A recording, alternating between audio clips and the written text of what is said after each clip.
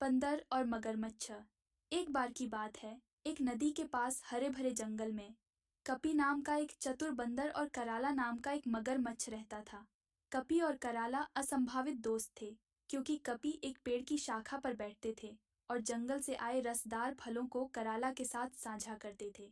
एक दिन कराला की पत्नी, जो स्वयं एक चालाक मगरमच्छ थी, ने कपी को स्वादिष्ट फलों का आनंद लेते देखा और लालची हो गई।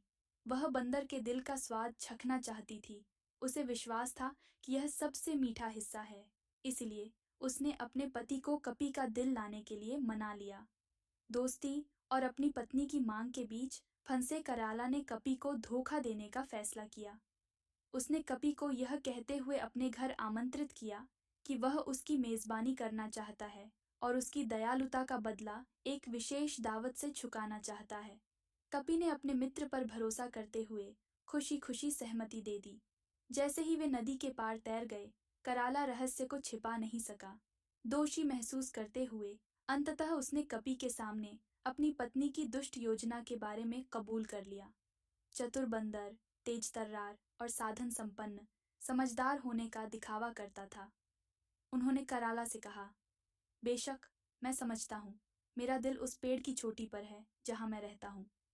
चलो वापस चलते हैं और मैं इसे तुम्हारे लिए लाऊंगा। कराला अपनी पत्नी को खुश करने के लिए उत्सुक होकर वापस पेड़ की ओर मुड़ गया।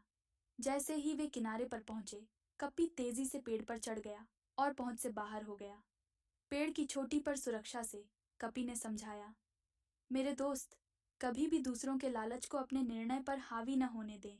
सच्ची दोस्ती विश्वास और वफादारी पर आधारित होती है, धोखे और स्वार्थी इच्छाओं पर नहीं। अपनी गलती की गहराई को महसूस करते हुए कराला ने कपी से माफी मांगी। बुद्धिमान और क्षमाशील होने के कारण बंदर ने अपनी दोस्ती जारी रखने का फैसला किया, लेकिन एक मूल्यवान सबक के साथ। और इसलिए कपी और कराला दोस्त बने रहे, बिना किसी बुरे इरादे के जंगल की प्रचुरता साझा करते रहे। पंचतंत्र हमें सिखाता है कि विश्वास और ईमानदारी सच्ची दोस्ती की नींव है और चतुराई धोखे पर काबू पा सकती है। अगर आपको यह वीडियो पसंद आए तो लाइक, शेयर और सब्सक्राइब जरूर करें।